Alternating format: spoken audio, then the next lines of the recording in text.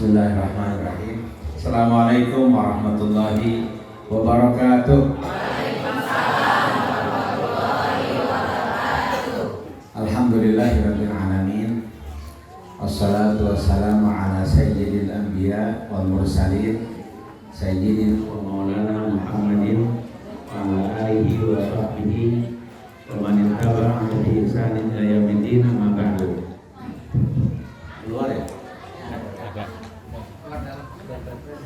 Ya,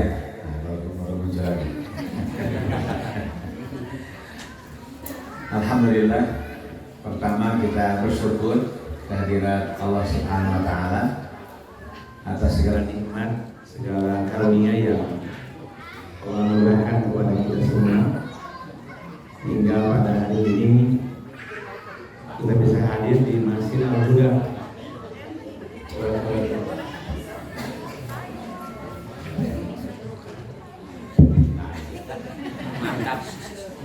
Kita pada sore hari ini bisa hadir di Masjid Al-Huda di RT, di RW 15 ya. Alhamdulillah kita semua dalam keadaan sehat walafiat untuk hadir bersama-sama di sini. Secara khusus tentu saya harus menyebut Ketua RW 15 yang baru saja tadi memberikan sambutan kepada kita semua, juga para pengurus DKM Dewan Kemakmuran Masjid Al-Huda. Bapak Ketua RW tadi menyebutkan bahwa sudah ada 4 masjid di sini ya. Ya. Ada 4 masjid, nampaknya 4-4-nya ada sholat Jumat. Ada ya, ini satu. Bagus. Saya khawatir aja ada 4 sholat Jumat. Karena kalau kecil-kecil sholat Jumat ya tentu saja lebih bagus satu masjid tapi banyak dibandingkan dia bagi 4 kecil-kecil. Kecuali memang ya kampungnya agak terpencil jauh kemana-mana, untuk dipersilahkan sholat Jumat secara mandiri. Juga yang saya hormati para tokoh bapak-bapak nih, tokoh bapak-bapak ya, juga tokoh ibu-ibu. Saya tadi ketika melihat ternyata ibu-ibu lebih banyak daripada bapak-bapak. Memang biasa majelisannya seperti itu Bu ya. Sejauh bagelah katanya begitu. Jadi kaum ibu, kaum perempuan memang kalau kumpul itu lebih kokoh, kalau duduk lebih kuat. Kalau duduk hamil juga kuat kan, melahirkan juga kuat, menyusui juga kuat. Karena hal-hal yang berat itu luar biasa bisa dipikul oleh seorang ibu, seorang perempuan. Maka apatah lagi kalau hanya sekedar duduk di majelis taklim lebih kuat lagi. Kita harus nonton saja kalau bapak-bapak tidak hadir, nampaknya sedang mencari nafkah. Mudah-mudahan cari nafkah tetap dalam koridor halal haram, dalam koridor kehalalan. Maka ketika dibawa ke rumah juga dalam rangka nafkah keluarga untuk ketaatan bersama-sama kepada Allah Subhanahu wa Ta'ala. Hadirin sekalian Allah muliakan, saya tidak terlalu paham tadi judulnya apa gitu kan. Saya pikir mau apa saja yang saya kemukakan ya. Nanti ada judulnya. Ini apa ya judulnya pada saya tadi pun. Ya nggak apa-apa, pokoknya apa saja kita bincangkan ya. Yang jelas yang pertama tentu kita menyambut baik hadirnya masjid di mana-mana, termasuk di RW 15 yang sudah ada 4 tadi ya. Bapak Ibu sekalian, mudah-mudahan ini menjadi sebuah gambaran keseriusan kita taat kepada Allah Subhanahu wa Ta'ala. Sebab masjid summiyal masjid, al-masjidu summiya masjidan li'annahu yasjudu fihi. Sebuah masjid dikatakan masjid karena di situ tempat bersujud kepada Allah Subhanahu wa Ta'ala. Karena itulah pendirian masjid memang untuk berdiri, sholat dan sujud kepada Allah Subhanahu wa Ta'ala. Itulah fungsi masjid yang paling utama. Fungsi-fungsi yang lainnya fungsi-fungsi sekunder dan tersier. Fungsi primernya adalah ibadah berupa sholat dan sujud kepada Allah Subhanahu wa Ta'ala. Allah berfirman di surat At-Taubah, la masjidun usisa 'ala taqwa min awwal yawmin ahaqqu an taquma fihi rijalun yuhibbuna yatatahharu wallahu yuhibbul mutahhirin. Sungguh sebuah masjid yang semenjak awal pembangunannya diniatkan, didedikasikan untuk ketakwaan kepada Allah. Ahaqqu an taquma fi. Di masjid itulah kalian layak, cocok, berhak untuk berdiri. Untuk berdiri itu sebagai sebuah simbol, gambaran. Memang prosesi sholat ada posisi berdiri. Dan posisi berdiri kalau disepakati mau panjang bisa panjang, karena surat yang dibaca suratnya bacaan yang panjang, khususnya bacaan surat manakala sholat sunnah. Kalau sholat sunnah, katakanlah ibu mau baca Al-Baqarah, silahkan, asal hafal weh. Tapi kalau kemudian sholat fardu bersama-sama, tentu harus disepakati. Tentu kalau panjang disepakati, kalau pendek tidak usah, karena pendek pasti sepakat. Gitu ya. Kalau fardu, tapi kalau sholat sunnah dipersilakan berapa-apa. Utsman bin Affan pernah sholat sunnah 1 rakaat. Menjelang tidur dia sholat witir 1 rakaat. Ternyata keasikan baca Quran karena hafal. Akhirnya karena hafal baca Quran, dia tidak ruku-ruku, terus baca Quran 1 rakaat. Sampai menjelang subuh itu sudah sampai surat Anas. Jadi 1 rakaat, tapi 1 rakaatnya dibaca Quran seluruhnya 1 rakaat. Itulah witirnya Utsman bin Affan. Urang mancan kabeda kayaknya. Kalau sampai ke sana belum sampai. Yang penting witir, meskipun sederhana, witir 3 rakaat menjelang bagi yang khawatir tidak bisa witir di akhir waktu malam menjelang subuh. Silakan witirnya sebelum tidur. Hadirin sekalian, yang jelas masjid hadir didirikan ketika masih semenjak awal didedikasikan untuk takwa. Di tempat itulah kalian berhak untuk berdiri, maksudnya sholat sebagai simbol berdiri ya, sebagai simbol sholat berdiri itu. Kalau ada cerita qiyamul lail, maksudnya sholat tahajud. Qiyamul Ramadan maksudnya sholat tarawih. Jadi qiyamul Ramadan berdiri di bulan Ramadan maksudnya tarawih. Qiyamul lail berdiri di malam hari maksudnya sholat tahajud. Di masjid itulah kalian berdiri maksudnya untuk melaksanakan sholat. Fihi rijalun yuhibbu an yatatahharu. Di masjid itu insya Allah ada orang-orang bersih. Ada generasi bersih, generasi Rabbani kata Pak RW tadi kan. Fihi rijalun yuhibbu an yatatahharu. Di masjid selalu ada generasi rijalun yuhibbu an yatatahharu, yang menginginkan, yang mencintai untuk membersihkan diri, baik bersih fisik maupun bersih hati, bersih jiwa dari dosa dan maksiat kepada Allah Subhanahu wa taala. Wallahu yuhibbul mutahhirin. Sungguh Allah sangat mencintai orang-orang yang menyucikan diri baik fisik maupun hati dan kejiwaannya. Nah, karena itulah kalau di masjid insya Allah pulang dari masjid itu lebih bersih diri kita. Berkali-kali ke masjid semakin bersih. Makanya kalau mencari orang bersih, relatif bersih, lumayan bersih, cari di masjid. Cari calon mantu di mana? Calon mertua, kira-kira begitu. Cari calon presiden di masjid juga. Calon bupati di masjid. Maksudnya mereka-mereka yang sering ke masjid. Karena insya Allah kalau sering ke masjid lebih bersih jiwanya. Karena memang masjid dijadikan sebagai tempat khusus untuk membersihkan jiwa. Sholat khususnya sholat yang paling pokok, sholat fardu di hadapan Allah Subhanahu wa taala. Gitu ya. Jadi di masjid itu untuk sholat khususnya sholat fardu. Sesekali sholat sunnah nggak apa-apa. Jadi boleh bapak-bapak kalau zuhur tiba, kemudian di rumah sudah siap-siap sholat sunnah dulu. Ketika masuk ke masjid sudah selesai sholat sunnah di rumah, boleh begitu, silakan. Atau selesai sholat zuhur, kemudian dia wirid, habis wirid dia pulang ke rumah. Kemudian sholat di rumahnya, apa sholat sunnah ba'diyahnya di rumah, silakan seperti. Bahkan itu sangat bagus. Tapi kalau datang ke rumah malah kaliwat, mending di masjid. Mending di masjid. Mengapa dianjurkan sholat sunnah di rumah? Supaya sosok bapak nanti kembali muncul keluarga nih kan. Supaya sosok bapak itu bukan sosok yang hanya manggil anak, nah kan dia bukan hanya merintah anak, tolong ambilin ini, bukan hanya itu sosok ayah. Atau sosok ayah itu sosok ngambek, mana lauknya gitu kan.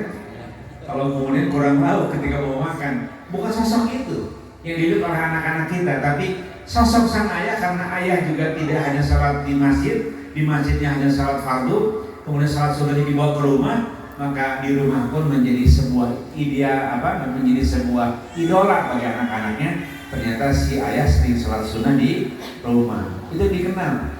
Ayah juga salatnya di rumah kalau salat sunnah, kemudian di masjid kalau salat fardu, sehingga rumah menjadi ramai, tidak hanya dihuni sebagai hunian tempat makan dan minum serta tidur, juga dihuni sebagai hunian tempat makan juga sholat lillahi ta'ala, beribadah kepada Allah Subhanahu wa ta'ala. Tentunya sekali Allah muliakan, mudah-mudahan masjid ini selalu penuh, mudah-mudahan amin. Semua sudah ada penyakit antara manusia dan masjid. Masjid luas, besar, kalau dipakai tarawih tidak cukup, luber keluar, betul? Terutama hari-hari pertama ya. Bukti itu, bukti maju, tinggal dulu show, tinggal dua show, betul begitu? Itulah masjid. Kalau dipakai sholat Jumat tidak cukup. Dipakai lebaran Idul Fitri, di kampung-kampung masih ada sholat Idul Fitri di masjid. Kalau di kota-kota sudah mulai di lapangan, karena memang sunnahnya Rasul mencontohkan di lapangan memang. Tapi sekarang lapangan di Saudi Arabia agak sulit. Sholat Idul Fitri di Saudi Arabia sekarang Masjidil Haram. Padahal Rasul dulu di luar Masjidil Haram. Karena Masjidil Haramnya menampung jutaan sekarang, karena besar masjidnya kan. Lapangannya boleh jadi agak sulit ya, jutaan seperti itu. Nanti sekali yang Allah muliakan. Jadi masjid itu tempat ibadah dan salat kita di hadapan Allah Subhanahu wa ta'ala. Seringkali ada penyakit antara kita dengan masjid. Segede-gedenya masjid dipakai Idul Fitri luber, dipakai untuk sholat awal Ramadan untuk tarawih itu luber, tapi dipakai sholat subuh meskipun masjidnya kecil tarawih. Betul? Betul? Ada alasannya apa coba? Kalau duhur alasannya masih di pekerjaan, sholatnya di kantor, di tempat kerja, betul? Asar masih di kantor, betul? Maghrib di perjalanan, betul? Isya masih di jalan, betul? Ayo subuh di mana? Masih di jalan. Ya bahaya kalau subuh bapak masih di jalan gitu. Bisa ngamuk ibu-ibu ya, kamu nawai gitu. Pasti subuh insya Allah ada di rumah. Kalau di rumah pasti subuhnya di rumah, dan kemudian ketika ada subuh tiba, subuhnya di masjid. Sebab kata orang yang berseloroh, kalau laki-laki salat subuhnya di rumah, salat yang lainnya di rumah, salat fardu ya. Kalau salat sunnah silakan. Salat fardunya di rumah itu laki-laki sholihah. Laki-laki sholihah, masya Allah. Padahal kalau laki-laki sholih misalkan perempuan sholihah. Tapi karena dia mirip-mirip perempuan salatnya di rumah, jadi laki-laki sholihah. Sepakat bu? Cik kumaha man si bapak di rumah terus kalau sholat fardu. Alungan bukan mati. Dan sekali Allah muliakan. Ini kan perkara sangat mudah, perkara yang paling pokok yang harus kita kokohkan. Bapak Ibu Allah muliakan, sebetulnya berislam kita ini sederhana. Sholat saja dengan bagus sudah selesai keislaman kita. Sudah selesai sebagian besar keislaman kita, karena kalau sholat sudah kokoh, mudah yang lain-lain. Kalau urusan fardu sudah kokoh, mudah yang lain-lain. Jangan harap kita bisa sholat tahajud kalau kemudian sholat fardu belum kita nikmati. Betul begitu? Jadi yang harus kita periksa suami kita, sholat fardunya bagaimana? Kita periksa keluarga kita, sholat fardunya bagaimana? Kalau sholat fardu suami kita, istri kita, anak-anak kita sudah selesai, bagus. Wah, itu sudah rezeki luar biasa. Luar biasa, karena pokok ibadah kepada Allah Subhanahu wa ta'ala adalah salat lima waktu. Tidak ada ibadah yang paling pokok selain salat lima waktu, plus kemudian salat yang lain, plus ibadah pokok yang lainnya.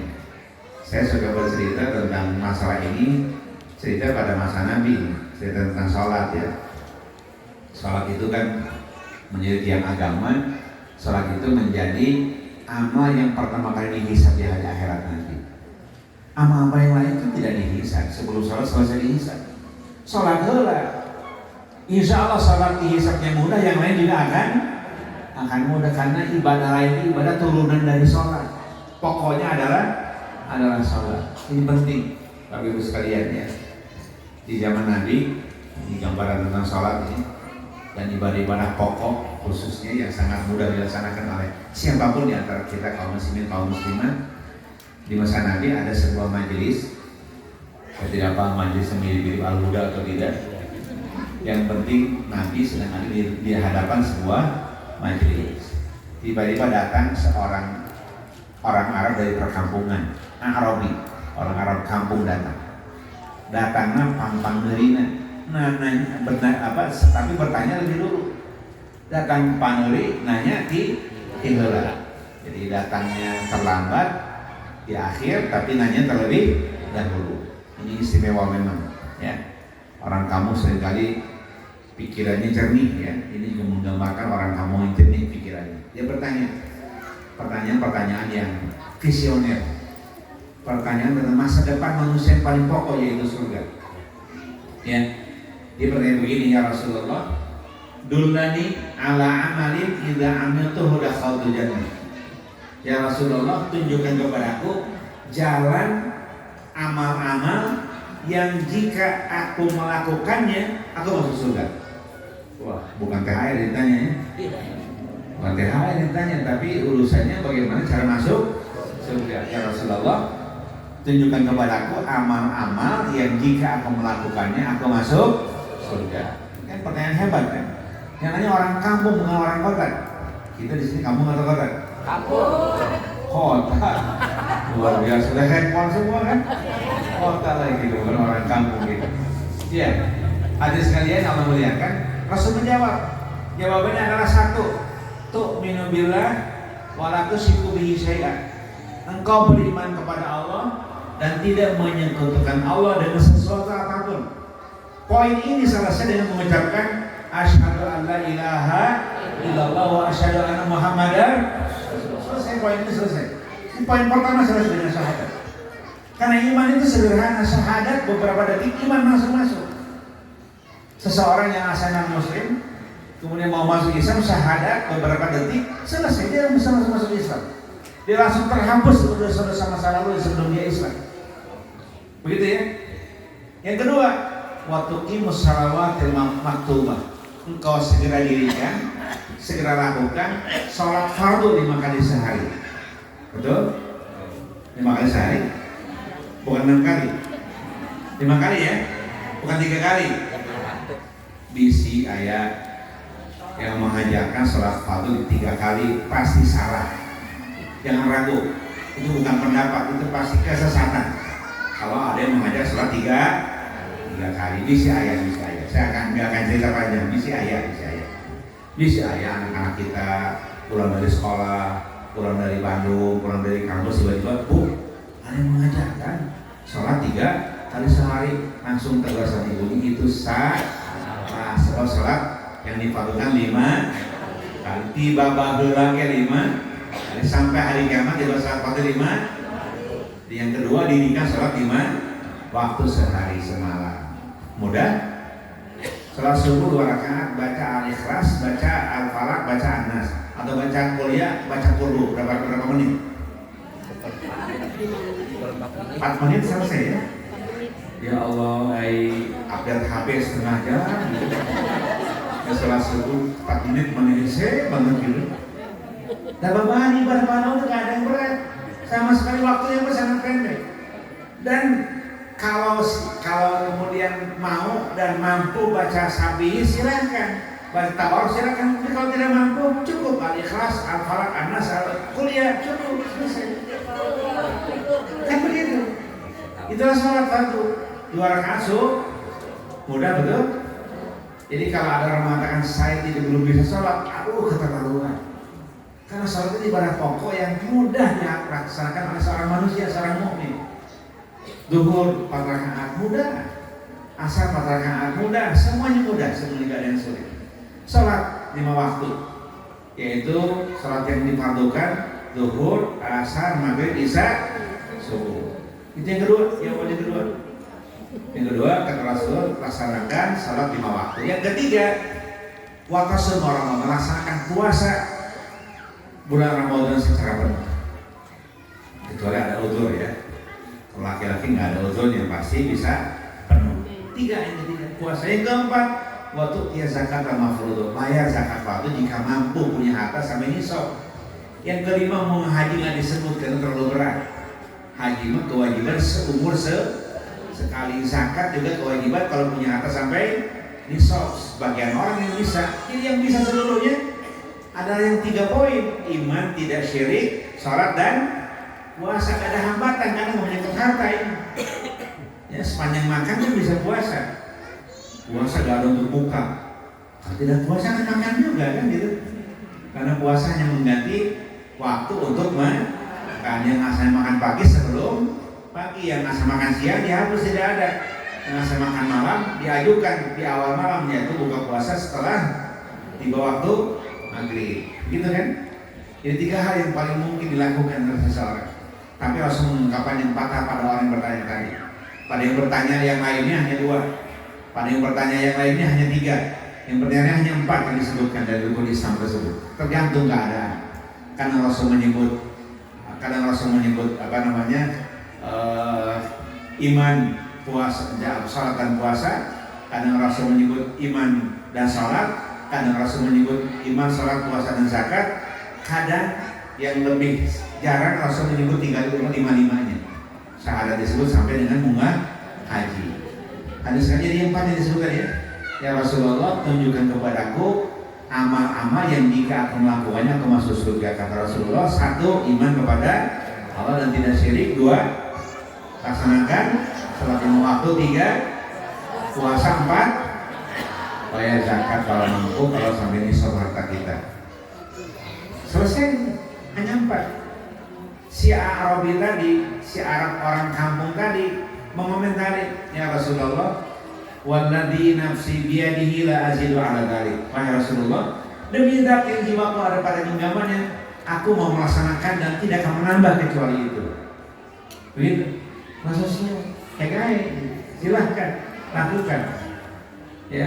Kemudian uniknya adalah ketika datang belakangan nanya dulu, dijawab di komentar, jawaban Rasulullah balik weh. Fawalla kaleos weh. Masya Allah. Ada orang mengatakan ini manusia atau bukan? Jangan-jangan malaikat gitu. Tapi wajahnya banyak orang kampung. Tapi para ulama menyebutkan ini pasti manusia. Orang kampung di masa Rasulullah Sallallahu Alaihi Wasallam yang digunakan oleh Allah dan Rasulnya untuk menghadirkan pengajaran kemudahan Islam. Dan kemudian sampai sekarang orang tersebut gak diketahui namanya siapa. Yang unik adalah, ini paling unik Bapak Ibu sekalian, yang paling unik kalau mendengarkan yang uniknya, ketika orang tersebut ngarewas meninggalkan tempat majelis Rasulullah, Rasul komentar yang paling unik. Kata Rasulullah, man sarrahu ayanzura ila rajulin min ahli jannah falyanzur ila hadza. Barang siapa yang ingin melihat sosok laki-laki ahli surga, tuh lihat orangnya. Masya Allah, luar biasa. Mudah ya surga itu. Mudah surga? Mudah. Cek saha? Cek Allah dan Rasulnya, mudah suka surga mah gitu. Cukup iman pada Allah, beramal masalah yang pokok. Surga apa urusannya? Lihat oleh kita surat Al-Baqarah ayat 83, ayat 82. Silakan ibu-ibu melihat, lihat Al-Baqarah ayat 82. Itulah mudahnya beriman beramal saleh untuk mendapatkan surga Allah Subhanahu wa taala. Walladzina amanu wa amilus solihati ulaika ashabul jannati hum fiha khalidun. Orang-orang yang beriman kepada Allah, wa amilus solihati, beramal saleh. Amal saleh yang paling pokok tadi, salat, puasa dan zakat. Itu amal yang paling pokok. Ulaika ashabul jannah, mereka para penghuni surga, hum fiha khalidun. Mudah ibu-ibu? Mudah? Kalau dihese-hese aja ya agama gitu. Coba dihese-hese. Padahal kata Rasulullah, ad-dinu yusrun, agama itu barang mudah.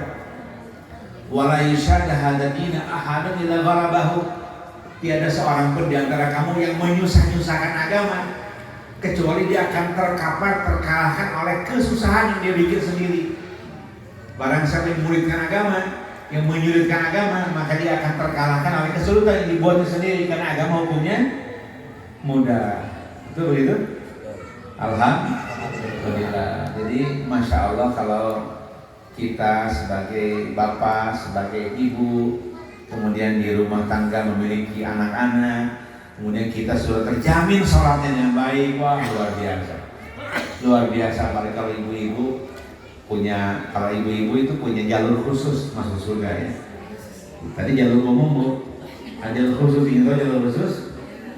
Kalau ingin tahu saya sebutkan hadisnya ya.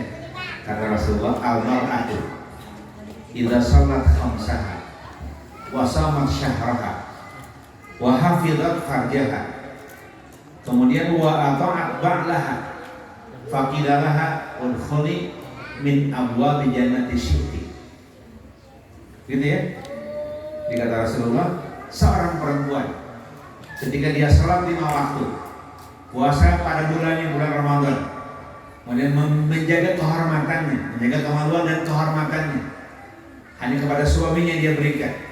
Kemudian wa ta'at ba'laha, taat pada suaminya, maka diucapkan pada perempuan seperti itu, silakan masuk dari pintu surga, melalui pintu surga, dari pintu-pintu yang kalian inginkan, yang kamu inginkan. Itu jalan tol perempuan masuk surga. Ya mirip-mirip seperti yang tadi ya.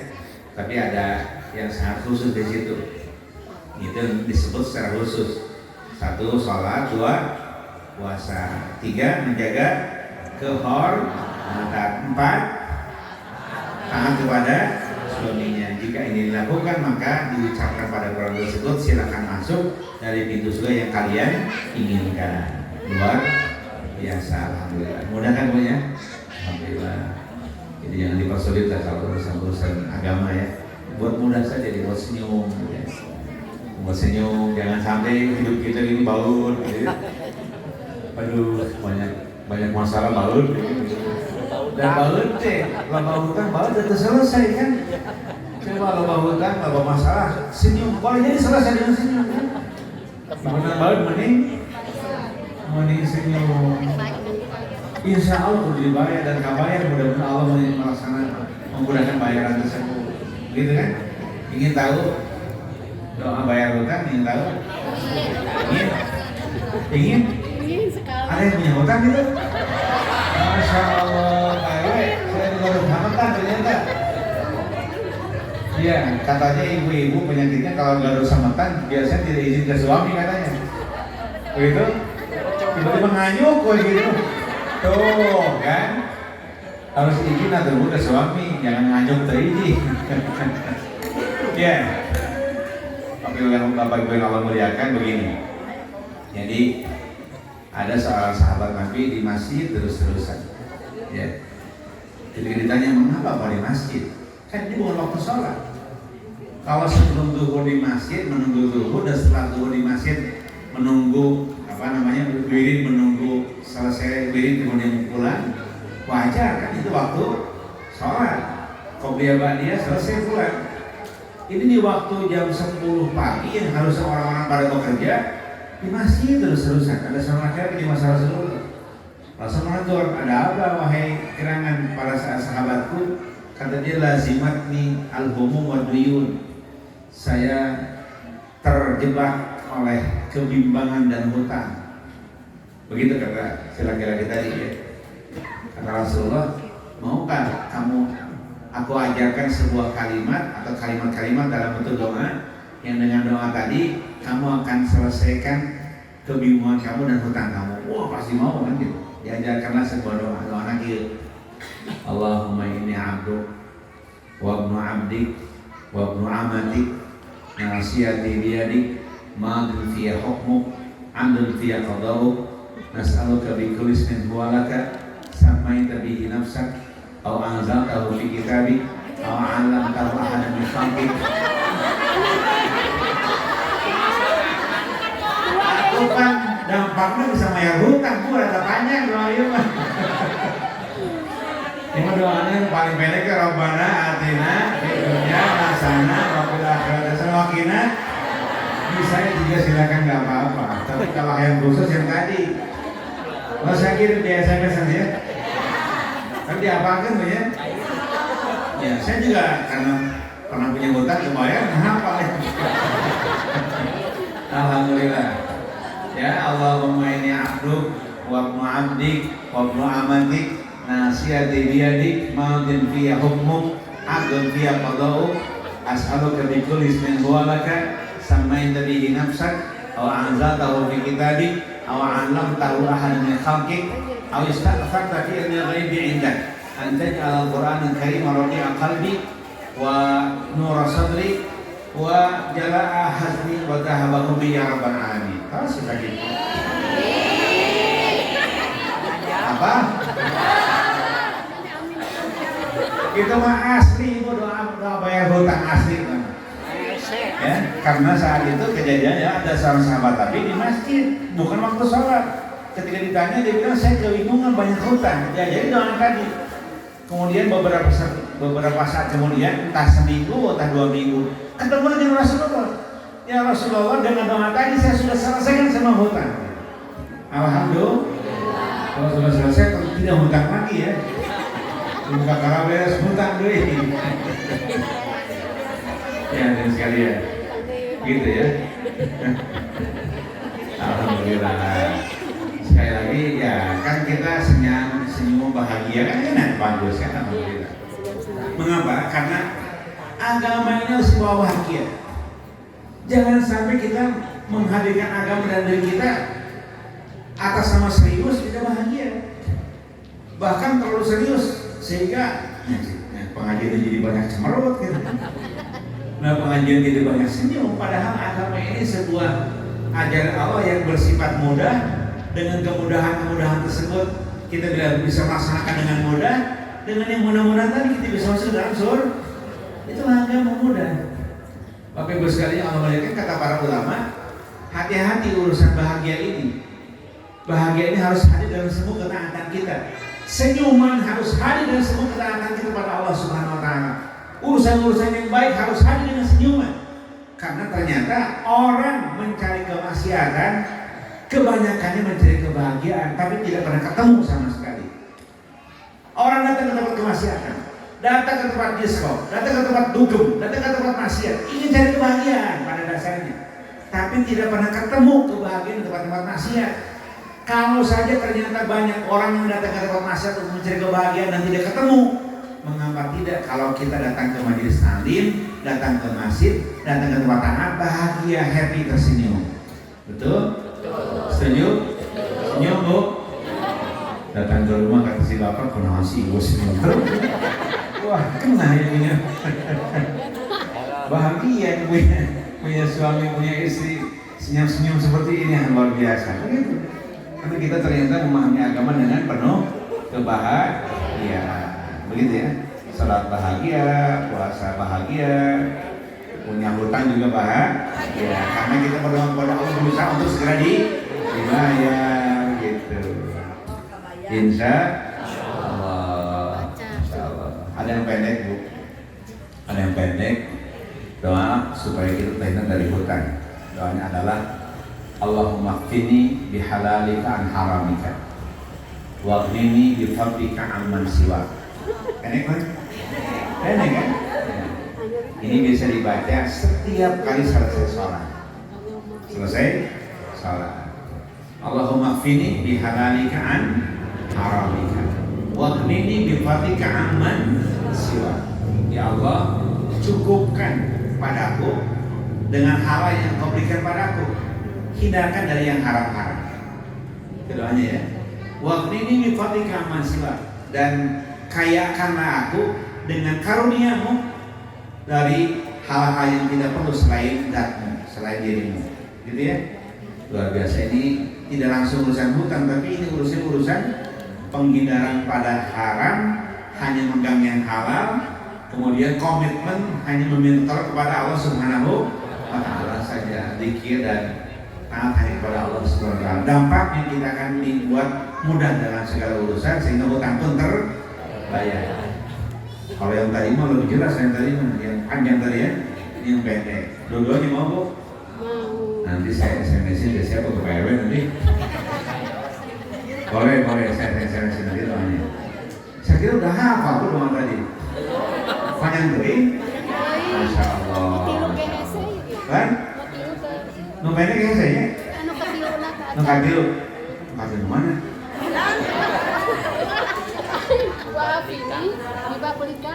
Oh iya, wafini bi fadlika amman siwa. Allahumma khfini bi halalika an haramika waghnini bi fadlika amman siwa. Aman siwaka ya. Ya. Allahumma ikfini bi halalika an haramika wa aghnini bi fadlika amman siwaka. Ini doa-doa yang biasa, ini perlu nanti ibu-ibu diajarkan. Ada doa-doa yang selalu Rasul ucapkan pada sholat. Doa-doa yang khas pada sholat. Gitu. Kalau doa kan apa saja silakan kita berdoa. Tapi ada doa yang khusus pada sholat. Ini diantaranya doa tadi. Allahumma kfini bihalalika an haramika waghnini bi fadlika amman siwa. Memang ini harus digali lebih dalam keilmuan. Boleh jadi imam-imam kita dalam doa bareng-bareng tidak membaca doa yang lain-lain. Gak masalah, tinggal ditambah. Ada lagi doa supaya tidak pikun. Mau? Iya, betul. Bapak Ibu yang Allah muliakan, pikun itu sebuah keniscayaan. Kalau aku pikun gitu. Tapi banyak orang yang tua sampai 90 tahun, 100 tahun dia pikun banyak. Banyak orang yang wafat sampai dia, nenek saya wafat 113 tahun, tidak kelewat sholat 1 rakaat pun. Karena sampai menjelang sholat masih sadar, masih mau sholat gitu. Ya luar biasa. Itu ternyata kepikunan sebuah keniscayaan. Jadi kalau bapak ibu memiliki orang tua yang sudah umur 85 tahun, 90 tahun, kemudian ada pikun, itu biasa dan tidak aib. Kembali ke usia muda kan, tidak ingat lagi pada anaknya, tidak ingat pada cucunya gitu. Kadang-kadang kita sholat, Umi nggak sholat maghrib, padahal waktunya waktu subuh Umi lahir maghrib. Ada yang begitu kan? Karena kebingungan, tidak ada masalah, tidak aib. Tapi memungkinkan bagi kita untuk meminta pada Allah Subhanahu Wa Taala supaya sampai kapanpun umur kita masih sampai tua kita tidak doanya dibaca setelah sholat fard. Mau doanya panjang dulu ibu, nanti dikirim lagu. Allahumma inni a'udzubika minal bukhli wa a'udzubika minal jubni wa a'udzubika min an urada ila adzalil umur, dari pikir. Wa a'udzubika min fitnatil dunya wa adzabil qabr. Itu doanya. Nah, di salah doa tadi ada wa a'udzubika min an urada ila adzalil umur. Ya Allah, aku meminta kepadamu, beristiadah, meminta kepadamu untuk tidak dijadikan pikun gitu. Ada. Saya doa seperti itu karena saya tidak mau pikun. Ingin seperti nenek saya sampai 113 tahun tidak mau bu? Oh pasti mau, alhamdulillah. Panjang umur mau? Kalau panjang umur sakitan mau? Nggak mau. Panjang umur tapi saya tidak alhamdulillah. Sama bu dan mulia saya. Ya kalau begitu mesti dijaga, ibadah kita dijaga, zikir kita dijaga, terus makanan pun dijaga. Jangan sampai makanannya berkolesterol tinggi yang berakibat stroke kepada kita, jangan ya. Makanya ibu-ibu harus mulai berhenti kalau selesai gorengan. Dan gorengan mah kolesterol.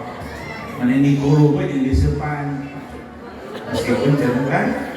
Nah itu dia itu, ini pesanan saya ini. Ya. Disimpan di gula mengirit minyak, kayak mahal minyak kalau gitu. Ya. Tadi sekalian beginilah, kalau namanya pengajian kan segala macam terbahas dan suasana kita bahagia, itu yang paling penting. Tadi sekalian terakhir nih, saudara jam 5, jangan panjang-panjang nanti. Kalau panjang-panjang sedikit lagi ya. Ini kan bulan Januari ya, tahun 2023. Ya mudah-mudahan di bulan Januari ini tahun 2023 ke depan kita semakin bisa mengokohkan iman dan Islam kita pada Allah Subhanahu wa taala. Semakin bisa mengokohkan takwa dan taat kepada Allah Subhanahu wa taala. Tentu di hadapan kita pasti dua persoalan. Persoalan pertama adalah persoalan yang patut disyukuri. Itulah nikmat, itulah hal-hal yang membahagiakan kita. Yang kedua adalah persoalan-persoalan yang patut kita sabari, karena tentu masalah di hadapan kita. Hanya itulah di hadapan kita, hanya dua itu. Kalau masalah di hadapan kita itu bukan nikmat yang patut kita syukuri, pasti masalah yang patut kita sabari. Betul begitu? Kalau kamari gitu ya, datang ini masalah, tapi selesai datang begitu terus kan? Betul begitu? Terasa dan dunia itu tempat cobaan, tempat ujian dan cobaan. Maka namanya nikmat dan musibah pasti silih berganti. Musibah dalam segala bentuk ya tentu saja. Tetapi Bapak Ibu yang Allah muliakan, ke depan mari kita jadikan nikmatkah atau musibahkah yang sampai pada kita jadikan semua jadi pahala di hadapan Allah Subhanahu wa taala. Setuju? Nikmat pahala, musibah juga pahala. Karena memang seperti itulah bagian kita dari Allah Subhanahu wa taala. Dalam hadis disebutkan ajaban li amril mu'min inna amrahu kullahu lahu khair. Sungguh mengagumkan perkara seorang mukmin. Sebab perkara seorang mukmin apapun perkaranya, kalau disikapi dengan benar jadi kebaikan baginya, jadi pahala baginya. Yang pertama, inna asabatu syarra. Kalau yang menimpa seorang mukmin adalah kenikmatan, kebaikan, kebahagiaan. Kemudian syakar, dia bersyukur. Fakana khairan lahu, maka syukur itu akan menghadirkan kebaikan baginya, pahala baginya. Kalau bentuknya bentuk kenikmatan, kalau kenikmatan yang membahagiakan, menyenangkan, membuat kita senang, ya, itu adalah sarok namanya. Kalau sarok yang dapat kita dapati, maka yang kita lakukan adalah syakar, bersyukur.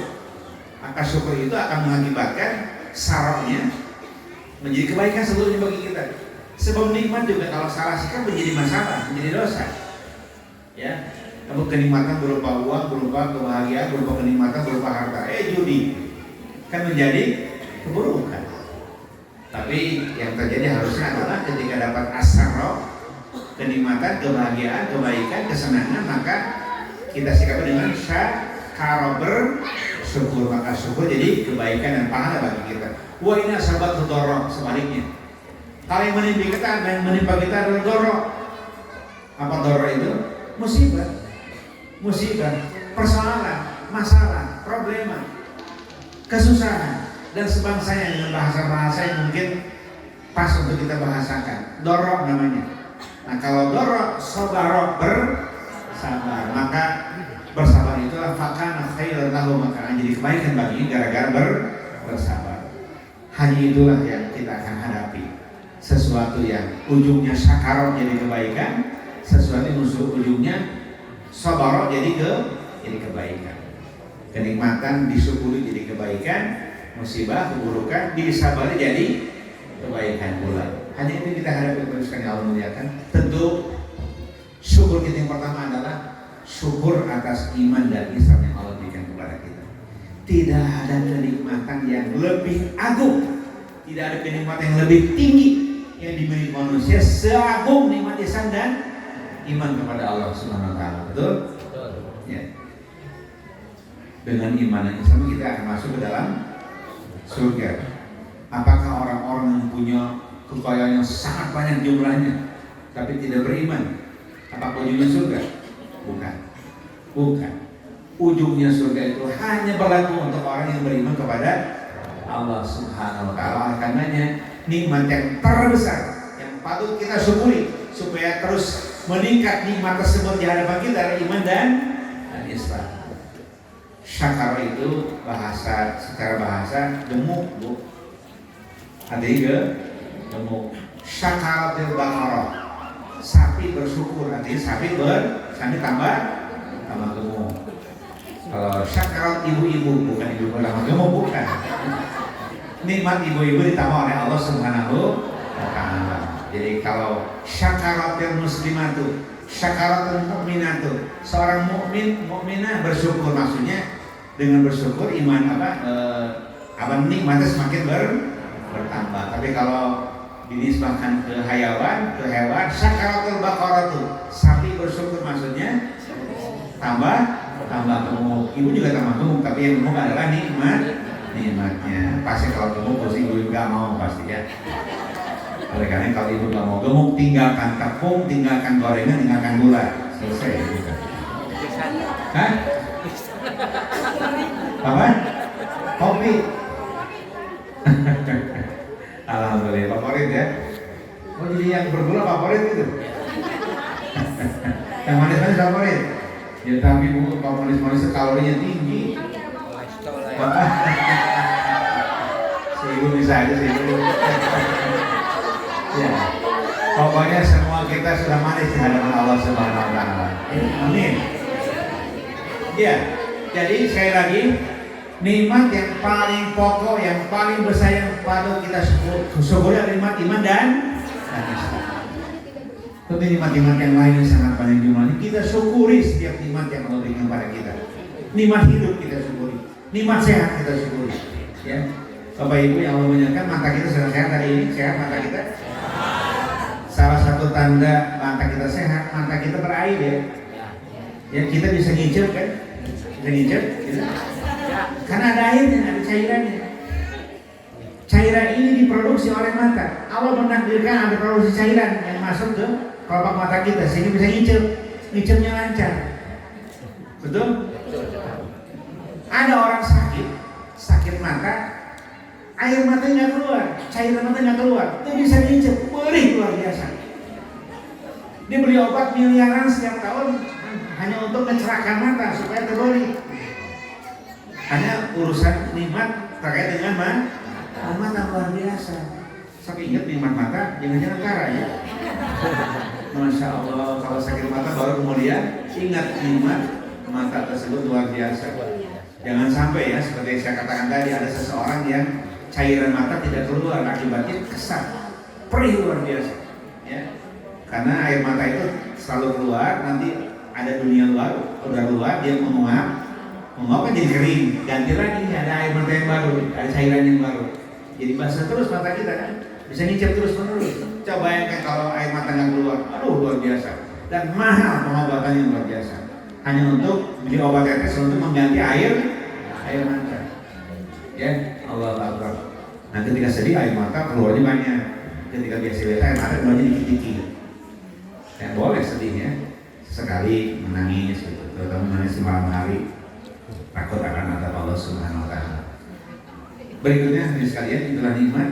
Nikmat yang kedua adalah sabar dari musibah. Nah ternyata para ulama mengembangkan sabar berdasarkan hadis dan Quran dan hadis. Ternyata sabar tidak hanya urusan musibah.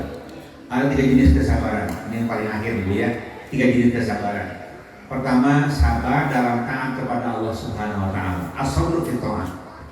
Sabar dalam taat kepada Allah. Jadi kita perlu bersabar dalam rangka taat kepada Allah. Perlu usaha kuat, sabar, semua usaha kuat untuk sampai bisa taat kepada Allah. Berusaha.